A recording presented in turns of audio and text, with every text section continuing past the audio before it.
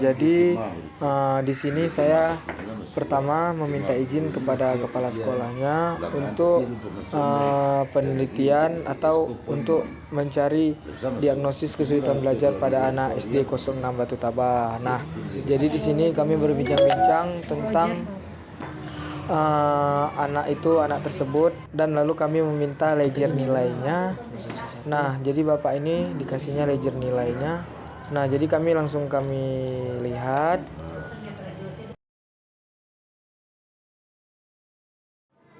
Nah, jadi setelah mendapatkan izin kepada kepala sekolahnya pada tahap pertama dan minta izin kepada wali kelasnya. Nah, jadi kami di tahap kedua ini kami masuk ke dalam lokal yang mau kami praktek tersebut. Nah, jadi di sini kami pertama melakukan pengenalan diri di depan anak-anak semua, biar tahu mau ngapain, kami ini mau ngapain di depan gitu. Nah, jadi biar mereka tahu apa tujuan dan kedatangan kami masuk ke lokal mereka. Nah, jadi kami lakukan pendekatan dengan cara perkenalan dan kami tes per tahap anak-anak tersebut. Nah, jadi di tahap kedua ini kami sudah mulai dapat anak-anak yang mendapatkan kesulitan, maksudnya dalam arti anak-anak yang kesusahan dalam kesulitan belajar itu kami sudah mulai tergambar di otak kami. Nah, jadi di tahap 3 ini kami mulai mengasih anak yang bermasalah. Jadi kami di tahap kedua kemarin kami sudah mendapatkan anak-anak yang berkesulitan. Nah, jadi di tahap ketiga ini kami mengasih kepada anak yang bermasalah tersebut, mengasih AUM umum, AUM PTSDL, dan siswometri FKPMP, yang dimana setelah saya dekatkan si anak ini selingkan dengan mengasih AUM, saya bertanya-tanya juga apa kesulitan kamu. Nah, kalau dari faktor internalnya itu dia minatnya kurang dia minat dalam belajar, dalam membaca pun kurang. Nah, jadi dilihat dari faktor eksternalnya di sini, dia pengaruh dari masyarakat juga, maksudnya itu dalam artian pengaruh dari lingkungan juga gitu. Lingkungannya bermain, dia pun bermain gitu. Jadi dia jadi dia masih terikut di dalam lingkungan yang tidak baik, dalam artian lingkungan yang malas lah gitu. Jadi anak tersebut malas dan orang tuanya pun bekerja, jadi dia kurang dikontrol gitu. Nah, jadi pada keesokan harinya saya mendatangkan ke rumah anak yang saya kasih AUM di tahap ketiga. Nah, jadi saya menemui orang tuanya, sekalian saya mau mewawancarai orang tuanya sekaligus meminta izin kepada orang tuanya untuk membawa anaknya healing.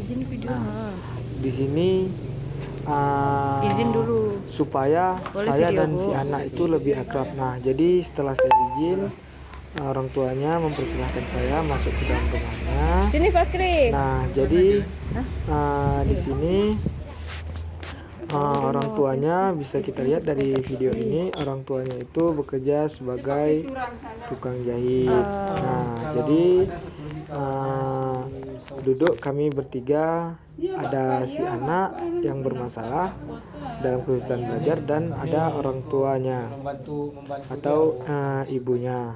Nah, jadi di sini saya berbincang-bincang dengan orang tuanya, bagaimana si anak di rumah dan bagaimana anak ini apa keseharian kegiatannya. Nah, jadi dari sini saya bisa mendapatkan sebuah informasi baru mengenai si anak ini. dari awal tahap pertama saya sudah menanyakan kepada kepala sekolahnya sekaligus wali kelasnya, dan di rumah saya tanya kembali agar apa yang disampaikan itu bisa saya simpulkan bahwa si anak ini kesulitan dalam belajar, yaitu dalam membaca. Nah, efeknya ini karena orang tuanya bekerja seharian. Nah, jadi si anak ini tidak ada yang terkontrol. Jadi si anak mau main-main. Jadi selepas si anak pulang sekolah, jadi orang tuanya itu tidak mengulangkan pelajarannya, tidak ditanya-tanya. Jadi si anak ini kayak merasa dia aku nggak ditanya pun pulang. Nah, jadi begitulah seterusnya. Jadi dari situlah si anak ini mulai. Tapi sebelumnya orang tuanya pernah bilang kalau si anak ini dia bisa, cuman mungkin kurang perhatian dari saya.